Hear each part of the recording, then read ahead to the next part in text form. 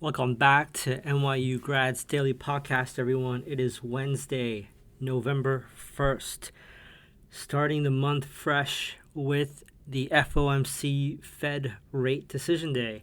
Welcome back. Want to also welcome everyone that is new. I noticed that we're still gaining a lot of new subscribers, so welcome to the Substack. And just to kind of give you a lay of the land, I'll be posting daily podcasts, which are 15 to 20 minutes max, covering the top line, what you missed in the markets in the view of the forest and the trees that I usually am doing at bare minimum every day to put together my trading plan together. Right now, I'm not posting any private watch lists until the paywall goes up. And speaking of which, there is a promotion that already started last week that will run till Cyber Monday, November 27th, where if you subscribe as well as pledge a future subscription, you just need to put in a credit card. We're not going to charge you anything. It's just a pledge for once the paywall goes up. You will get 33% off, whether it's the annual, whether it's the monthly, or the founder level subscription. So thanks again and welcome aboard. Let's jump right into the markets because there's a lot to cover. So rather than beat a dead horse, the breadth is still very negative. However, we were able to put together 3 straight days of gains. So that's great news if you're waiting for a Santa Claus rally into the end of the year and you're positioned for such. The Dow was up 221 points. The NASDAQ was up 210 points, 1.65%. The S&P was up 44 points, up 1.05%. Very strong across the board. This was made possible mostly because of the Magnificent Seven plus maybe 5 to 10 other mega caps. Because when you take a look at breadth, we're still doing very poorly today. With that backdrop, with the Fed rate decision of not hiking, we had 73 new highs in the market, and we had 505 new lows. Still not good. When you take a look at the balance of advancing versus declining shares, that's a little better. We had 62% advancing or 33% declining. So again, the weight of the day was still bullish, right? But we still have some deterioration of new lows under the market right now, which is never a good sign. And we have 81% of stocks under its 50-day moving average, and we still have 75% of the market under the 200-day moving average. If you are new here, I always explain this. These are the numbers I explain every day. If you put this in practice and start to follow these numbers yourself, you will start to build an innate sense of the intention of the market, and you'll be less prone to being faked out. And what I mean by that is while the markets were up a lot today, up a lot on Tuesday, up on Monday, I'm still on defense, right? Because looking at the breadth numbers, if we were to fall and lose all of this week's gains, because in context, we fell tremendously from the highs, and we're just simply gaining some of that back in this week. So if you missed my call on Friday, I still suspect there to be, before Thanksgiving, over 1,000-point move to the downside. Why? There's a lot of ingredients to this, but primarily it's the breadth numbers. You can go back to all of my previous podcasts, going back to probably a month, whether it was a green day, a red day, a break-even day where nothing happened. We're seeing breadth numbers like this, where we have 50 to 70 new highs and 300 to 1,300 new lows every day. And in that environment, we're seeing the Magnificent Seven hold up the entire market.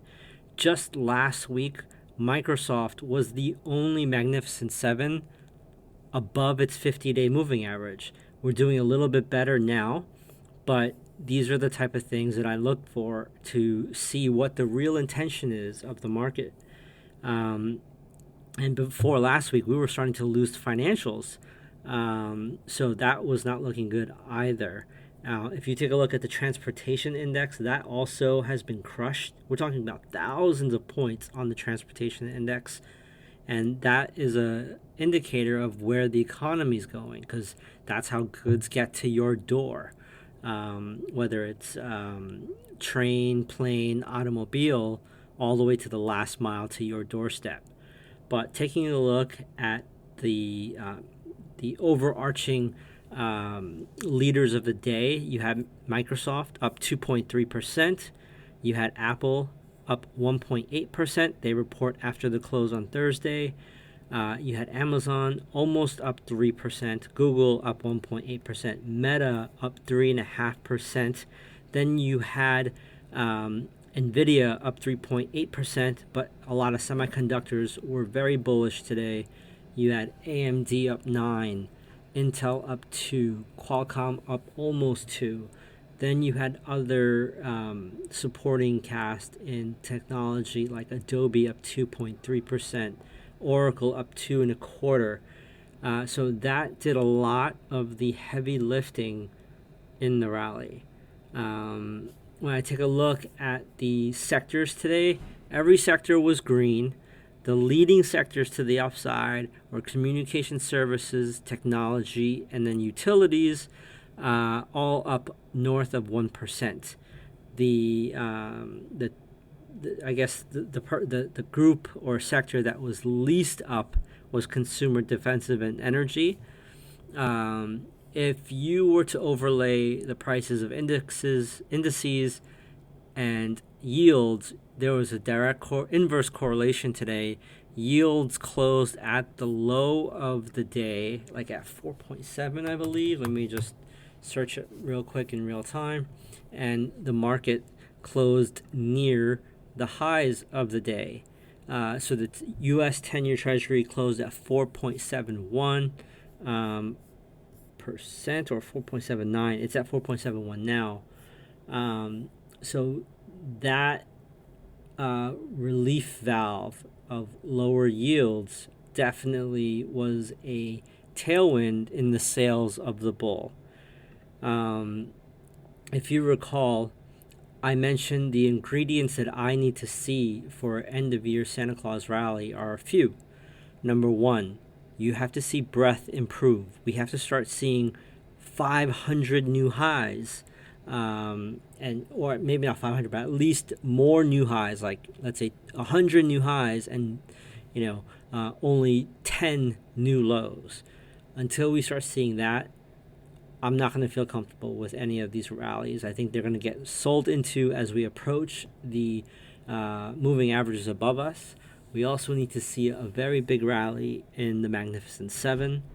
And then lastly, we need to see yields really stay below 4.5%, not just like dip below 4.5% and then just rally back above it. So those are kind of the main ingredients that I'm looking for to go into the end of year for a Santa Claus rally. But let's go ahead and take a look at some of the charts. I will post these charts in the show notes later today along with the podcast. Now, if you're new here, you can actually listen to the podcast on Spotify, Apple iTunes, Amazon Music. But if you are going back to the Substack page of that podcast, you will have show notes. It'll have summaries as well as charts. A couple things that I wanted to cover today. Let's see. When I didn't listen to the whole Federal Reserve rate hike announcement and speech. I read through some of the notes and the prepared statements, but what my takeaways was Jerome Powell was basically saying the Fed is not thinking about cutting rates, they're more apt to raise rates in the future.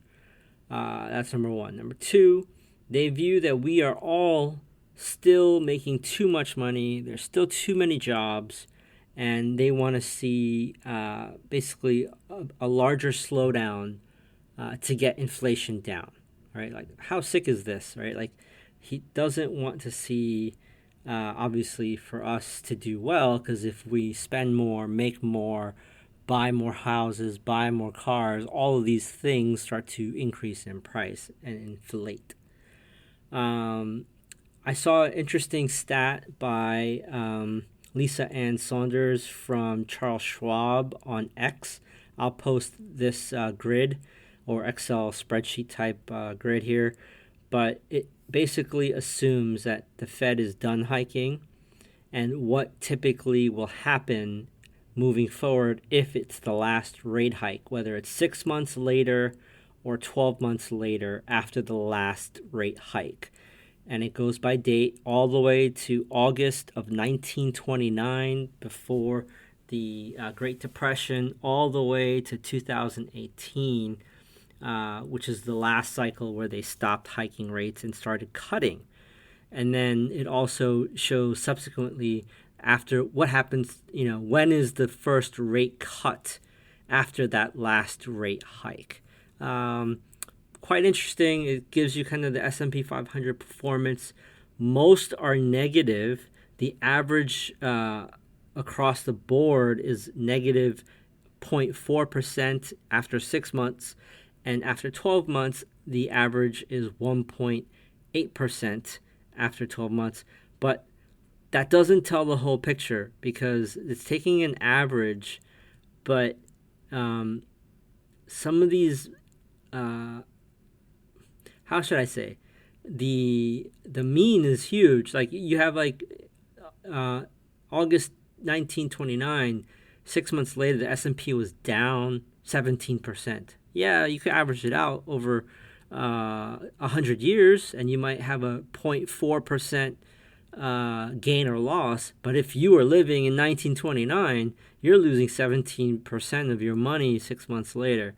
And then, we have a few like 7% down, 8% down, 5% down. And then you have 18% down, and then you have 20% up. So it can really fluctuate. It's pretty volatile. I'll post it. It's very interesting. Historically, it's history is going to help us see what will happen in the future, because it usually rhymes with the future, but it's not an exact science. I thought it was interesting. I'll post that. I also follow up tech layoffs through a website called trueup.io, and I'll post a snapshot of this as well. But October, we saw basically double the amount of employees laid off versus September through tech companies. That's not a good sign, right? Because we're going to the end of the year and the holidays. If you're laid off in October, November, you're most likely not going to get a new job till the spring, because no one's hiring during Thanksgiving, during Christmas and the holidays. And then it's New Year and everyone's planning for 2024. So you're pretty much out of a job for 4 to 6 months.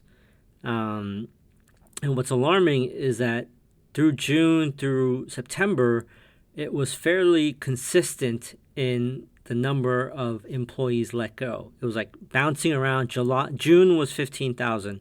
July was 14,000 laid off. August was 19,000. September was 14,000. And in October, 31,845. So keep an eye on this.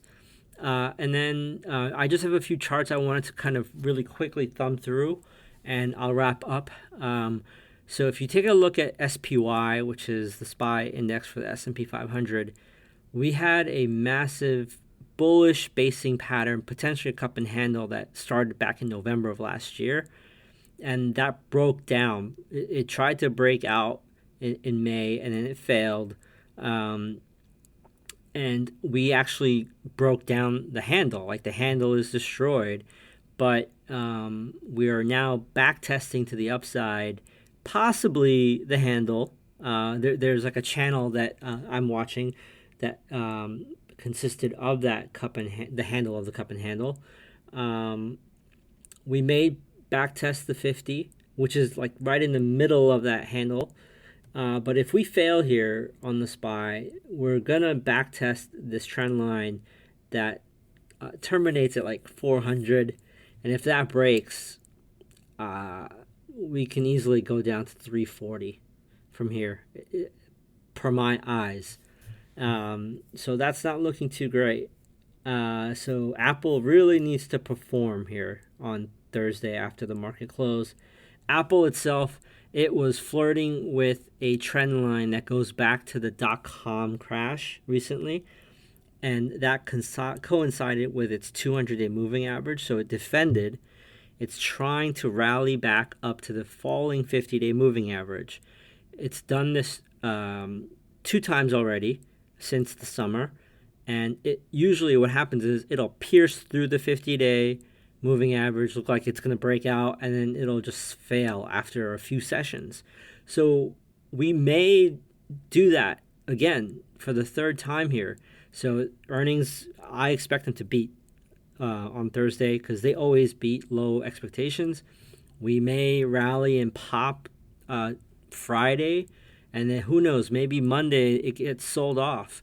And if that happens, not only are we going to break the 200, we're going to break this trend line. And if Santa Claus does not come and the Grinch comes this holiday, Apple, if all of this comes to fruition and we break down, I think Apple can go as low as 145 to 130 before the new year. And that is why if things like this happen, is why I see potentially 1,000-point sell-off plus on the Dow before Thanksgiving. If you look at the equal weight S&P, I use simply an index or ETF called RSP. Richard Sam Paul is the ticker.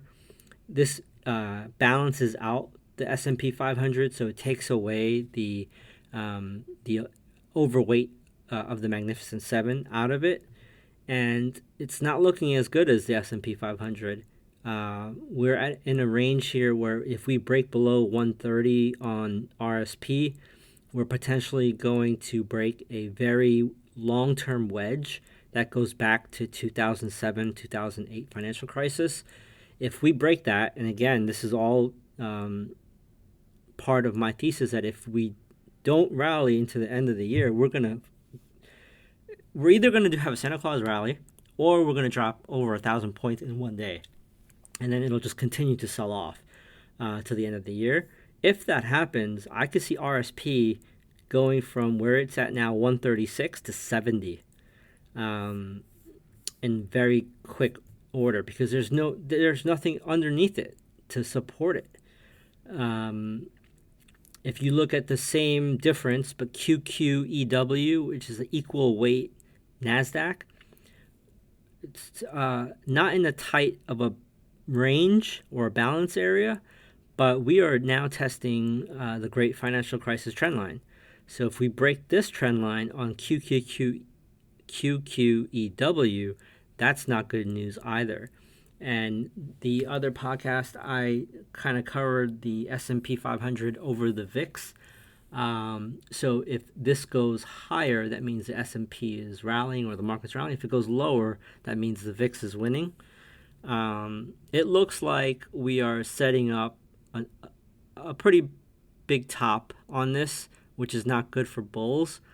If, we rallied obviously this week so far, pushing up the SPY VIX ratio chart.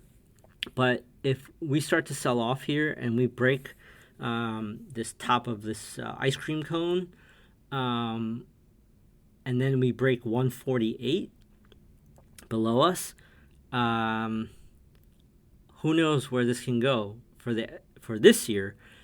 I know eventually, once this mega rally that started back in the great financial crisis implodes, this SPY VIX ratio will go back down to 25 to 35. And that's when I will know to flip all of my 401k to bull mode and buy, risk assets, buy the riskiest 401k groupings. But right now is not the time, I don't believe, to be aggressive like this with your retirement and savings. I will be risk adverse right now. We're carving out a mega top. And until you see 10-year yield below 4.5 markedly, until you see new highs outpacing new lows, which is we're not, and you see a very big rally in at least 4 of the 7 Magnificent 7, I would not trust these rallies. I believe they're going to get sold into very, very hard. So that is my take on Wednesday's session. There are thousands of earnings coming out for the rest of the week, obviously. But to be quite honest, all that really matters is Apple. Apple is still a very big percentage of the S&P 500, a very big percentage of the NASDAQ, and it's a huge... it's just a barometer for all people that even don't own Apple to basically use that as a gauge for the health of the markets. But taking a look at who is reporting before a market opens, we have Eli Lilly, Starbucks, Shell, Shopify. After close, outside of just Apple, you have Stryker and DraftKings that are notable to me, but I'm sure I'm missing a lot because to be honest, I'm not really watching for much other than Apple on Thursday. But with that, I'll see you guys after the Thursday session. If I can listen to the earnings call, I will, and I'll report on it. Have a great day.